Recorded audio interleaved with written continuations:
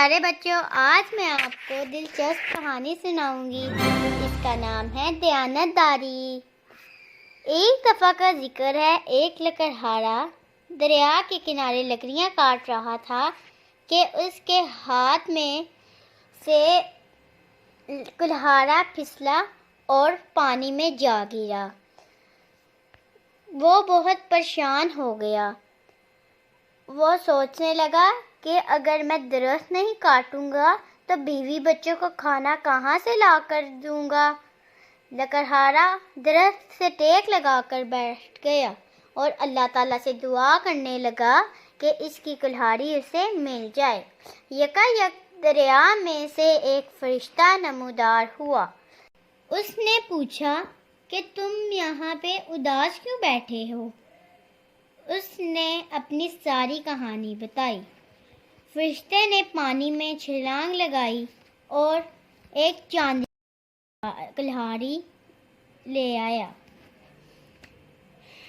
اس شخص نے کہا یہ کلہاڑی میری نہیں ہے۔ اس نے دوبارہ سے پانی میں چھلانگ لگائی۔ اس نے دوبارہ سونے کی کلہاڑی لے آیا۔ اس نے کہا کیا یہ تمہاری ہے؟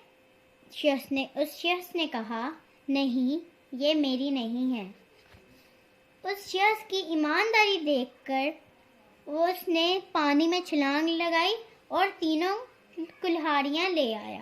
اس نے کہا کیا ان تینوں میں سے کون سی تمہاری ہے؟ اس نے بولا یہ لکڑی کی میری ہے۔ وہ اس کی ایمانداری دیکھ کر اتنا خوش ہوا۔ اس نے کہا کیا تمہیں ان تینوں کی ضرورت ہے؟ اس نے کہا ہاں مجھے ضرورت ہے، پر میں یہ لے نہیں سکتا۔ اس نے کہا مجھے تمہاری ایمانداری دیکھ کر بہت خوشی ہوئی، اس لیے یہ دو بھی تمہارا انعام ہے۔ اسی طرح دیانتدار شخص یہ تینوں سونے، چاندی اور لکڑی کی کلہاڑیاں اپنے گھر لے گیا۔ تو پیارے بچوں، آپ کو اس سے یہ سبق ملتا ہے دیانت داری بہترین حکمت عملی ہے۔